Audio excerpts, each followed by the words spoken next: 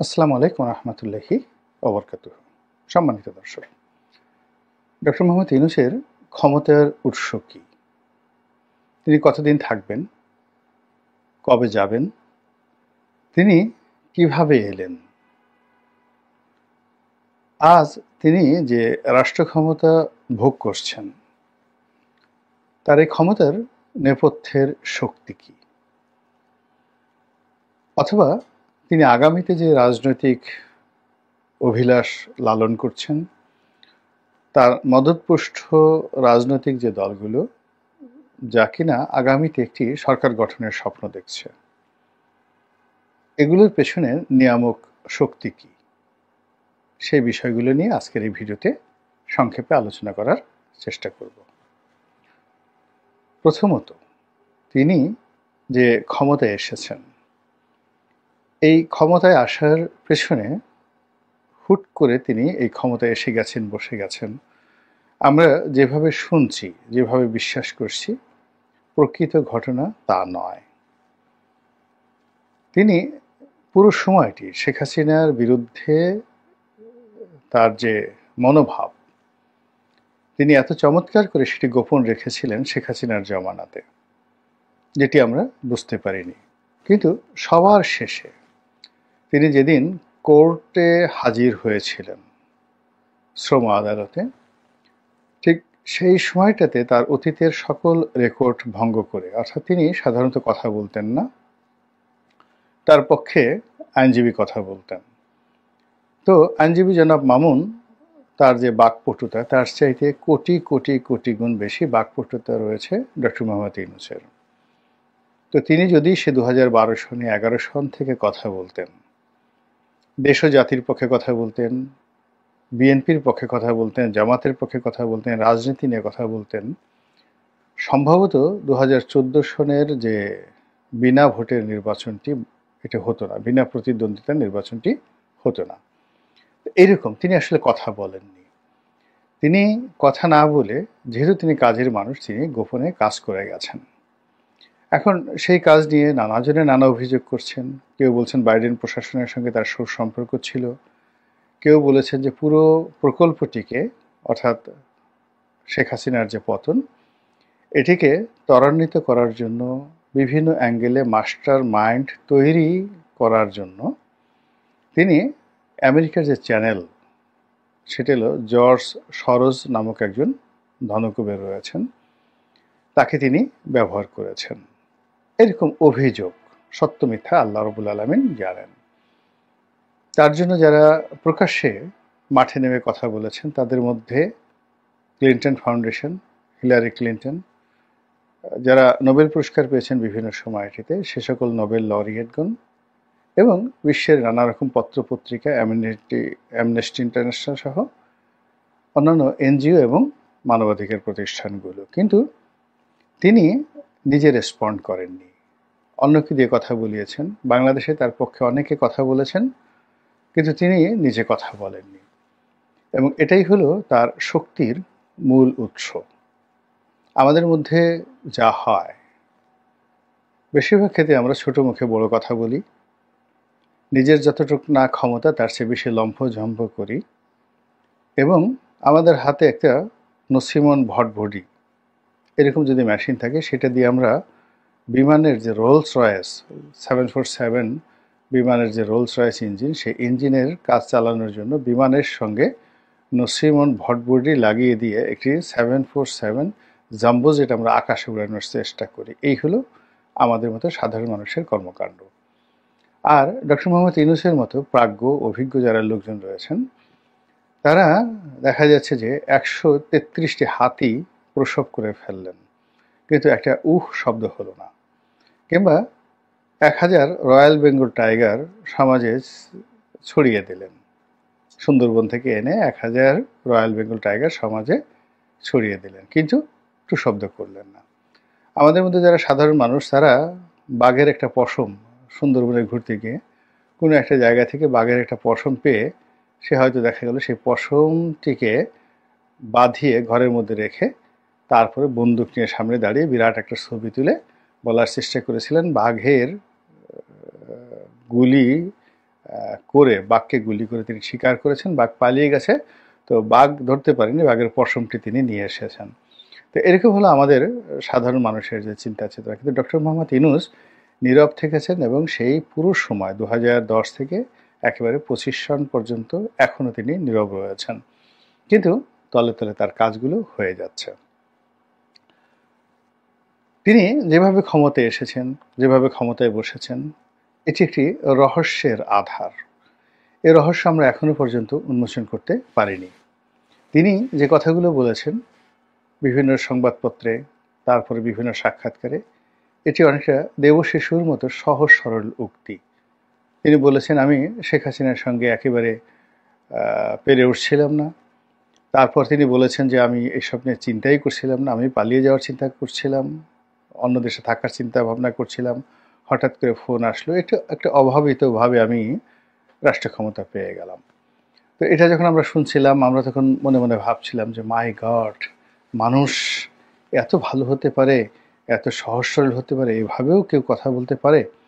কিন্তু পরবর্তীতে একটু চিন্তা ভাবনা করলে আমরা দেখলাম যে না, ঘটনা আসলে তা নয়। তার পরিকল্পনা ছিল, তার জিদ ছিল, এবং সেই জিদটি এই সময়টিতে এসে, সরকারের এই 7 মাসের মধ্যে এসে আমার কাছে মনে হচ্ছে যে সারা বাংলাদেশের সবাই তার নিকট ইচ্ছাই হোক অনিচ্ছাই হোক রাজনীতিতে পরাজিত হয়েছে, এবং তিনি রাজনীতি না করেও রাজনীতির চাণক্য হিসেবে ইতিমধ্যে প্রতিষ্ঠিত হয়েছেন, আর বাকি যারা সবাই তার ছাত্র হওয়ার উপযুক্ততা অর্জন করেননি। ইতিমধ্যে গত 7 মাসে বাংলাদেশে অনেক মব হয়েছে, কিন্তু কোনো মবের জন্য শেখ হাসিনাও পর্যন্ত ডক্টর ইউনূসকে দায়ী করেননি। মবের জন্য ছাত্র জনতাকে দায়ী করছে, কেউ জামাত শিবিরকে দায়ী করছে, কেউ বিএনপিকে দায়ী করছে। অর্থাৎ বাংলাদেশে যা কিছু হচ্ছে, দুর্নীতি, অনিয়ম, চাঁদাবাজি, তার কোনোটি ডক্টর মোহাম্মদ ইউনূসকে স্পর্শ করেনি। তাকে কেউ এখন পর্যন্ত পয়েন্ট আউট করেননি যে you are the mastermind for all of the irregularities. বরং সবাই মনে করছেন যে ভদ্রলোক মানুষ, বয়স্ক মানুষ, তিনি পেরে উঠছেন না, তিনি একা কত কী করবেন, সংক্ষিপ্ত সময়ের জন্য আসছেন, তাকে একটা ব্রিদিং স্পেস দেওয়া উচিত। এই সকল যে আলাপ আলোচনা হচ্ছে, এর মধ্যে তিনি তার আসল কর্মগুলো সেরে ফেলছেন। তিনি রাজনৈতিক দল গঠন করার যে অনুমোদন, সেটা দিয়ে ফেলেছেন। ইতিমধ্যে বাংলাদেশের রাজনীতির মধ্যে কতগুলো সর্বনাশ ঘটে গেছে। আওয়ামী লীগের অন্তরাত্মা বলতে যা বোঝায়, কলিজার মধ্যে যে খোঁচা দেওয়া, সেটা তিনি দিয়ে দিয়েছেন। 32 নম্বর ভাঙা হয়েছে, গণভবন ভাঙা হয়েছে, চুরমার করে দেয়া হয়েছে। গণভবনে সেখানে সেই যে জুলাই আগস্টের বিপ্লবের স্মৃতি, তার একটি জাদুঘর তৈরি করার প্ল্যান করা হচ্ছে, এবং ওটি এখনও পর্যন্ত যেভাবে পড়ে আছে, তাতে করে ওটা সংস্কার করে জাদুঘরে রূপান্তরিত করতে 3-4 বছর তো লাগবেই। কাজেই তিনি এরকম একটা জাদুঘর প্রতিষ্ঠা না করে 3-4 বছর সময় মিনিমাম লাগবে। তো তিনি না করে সেখান থেকে যাবেন কি করে? এটা তো তার পক্ষে সম্ভব নয়, তার একটা নৈতিক দায়িত্ব আছে না? এরপর জুলাই আগস্ট বিপ্লবের যারা আহত ব্যক্তি হয়েছেন, যারা শহীদ হয়েছেন, তাদের তালিকা করা, পুনর্বাসন করা, তারপর তাদের অনেকে আবাসন দেওয়া। এখন সেই আবাসন কি গণভবনে দেওয়া হবে, সেই আবাসন কি 32 নম্বর দেওয়া হবে, নাকি সুধা সদনে দেওয়া হবে, এগুলো নিয়ে অনেকগুলো সিদ্ধান্ত নিতে হবে। এবং সেইগুলো যে সিদ্ধান্তগুলো তিনি নেবেন, এক একটা সিদ্ধান্ত বাংলাদেশে বিস্ফোরণ তৈরি করবে, এবং আওয়ামী লীগের মধ্যে রীতিমতো একেবারে যাকে বলা হয় কেয়ামত শুরু হয়ে যাবে, হাসর নসর শুরু হয়ে যাবে। কিন্তু তারা কিছু বলতে পারবে না। এর কারণ হলো ইতিপূর্বে তারা যখন ক্ষমতা ছিল, তারাও তো এইভাবে অনেকের বাড়ি ভেঙেছেন, অনেকের বাড়ি ভেঙেছেন। বেগম জিয়ার বাড়ি ভেঙে সেখানে তারা পুনর্বাসন করেছেন অনেককে। তো সেটা সরকারি প্লট ছিল, সরকারি প্লট, ক্যান্টনমেন্টের প্লট বেআইনিভাবে দেওয়া হয়েছে। এখন ডক্টর মোহাম্মদ ইউনূসের সরকার, তারা যদি বলে 32 নম্বর সুধা সদন এটি অবৈধভাবে নির্মিত হয়েছে, বেআইনিভাবে দেওয়া হয়েছে, আপনি কি করবেন বলেন? কিচ্ছু করার আছে আপনার?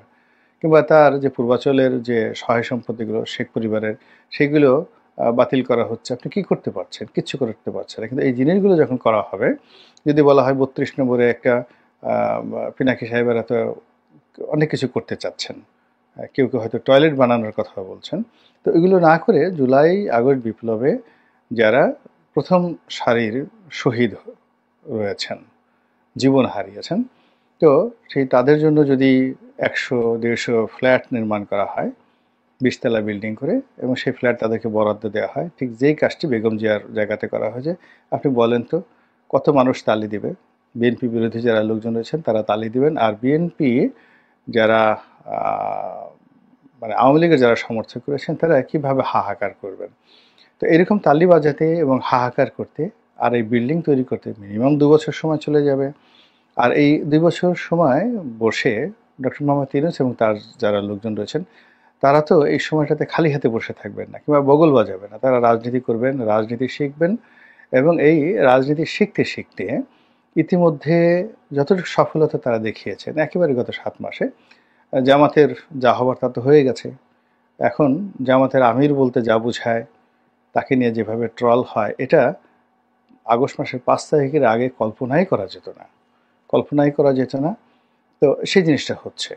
ইদানিং তারেক রহমান সাহেবকে নিয়ে যে সকল কথাবার্তা হচ্ছে, সেই সকল কথার প্রেক্ষিতে মির্জা ফখরুল ইসলাম আলমগীর সাহেব বলতে বাধ্য হয়েছেন যে বাংলাদেশে এখন রাজনীতিতে তারেক রহমান সাহেবের সমপর্যায়ের কেউ আছে তার পাশে দাঁড়ানোর মতো। তাহলে বোঝার চেষ্টা করুন যে তারেক রহমান সাহেবকে কোথায় নামিয়ে নিয়ে আসে। এখন বাংলাদেশে রাজনীতি করছেন কারা? রাজনীতি করছেন নুরুল হক নুরু, রাজনীতি করছেন জুনায়েদ সাকি, রাজনীতি করছেন নুরুল হক নুরুর দল থেকে বের হয়ে যাওয়া আমজনতা দলের জনাব তারেক রহমান, উনিও তারেক রহমান। তারপরে রাজনীতি করছেন এই সমন্বয়করা, সমন্বয়ক মাসুদ সাহেব আছেন, সার্জিস আছেন, তারপরে মাহফুজ সাহেব আছেন, তো নাহিদ সাহেব আছেন। তো রাজনীতি এখন তাদের হাতে, এরাই রাজনীতি করছেন। মির্জা ফখরুল সাহেব, তোফায়েল সাহেব, আমর সাহেব, মানে আমরা ইভেন আমরা যারা আছি, ফজলুর রহমান সাহেব যারা আছেন, আমরা রাজনীতিতে এখন একেবারে অ্যাবান্ডেন্ট হয়ে গেছি। রাজনীতিতে এখন এই লোকগুলো। তো এখন ধরুন চিন্তা করুন যে মঞ্চের ওপাশে তুলনা করার জন্য মাসুদ দাঁড়িয়ে আছেন, মাসুদ তুই ভালো হয়ে যা, সেই মাসুদ, বা মাসুদ ওজন কমাও, সেই মাসুদ। তারপর শেষে সার্জিস, নাহিদ, ভিপি নুরু, তারপর শেষে তার অন্যান্য যে সকল তারেক বা তারেক রহমান, তারা সব একদিকে দাঁড়িয়েছেন, আর অন্যদিকে জিদ করে বিএনপি বললেন যে ওদের সে থেকে আমাদের তারেক রহমান সাহেব শ্রেষ্ঠ নন। তো তারেক রহমান সাহেব অন্যদিকে দাঁড়িয়ে তাকে দাঁড় করানো হলো। এই যে দাঁড় করানো হলো, এটাই হলো ডক্টর মোহাম্মদ ইউনূসের রাজনীতির সফলতা। তিনি তারেক রহমান সাহেবকে এখানে নামিয়ে এনেছেন, আর তারেক রহমান সাহেবের প্রতিপক্ষ যারা, সেই প্রতিপক্ষ সেই জাহাঙ্গীর কবির নানক, হাসানুল হক ইনু, রাশেদ খান মেনন, তারপর শেষে অন্যান্য যারা রয়েছেন আওয়ামী লীগের তারা, জামাতের আমির, তারপর শেষে জামাতের অন্যান্য কেন্দ্রীয় যারা নেতৃবৃন্দ রয়েছেন, এটিএম আজহার থেকে শুরু করে গোলাম পারওয়ার, তাদেরকে বাদ দিয়ে এখন এই রাজনীতির ময়দানে যারা স্টার আছেন, those who are the star,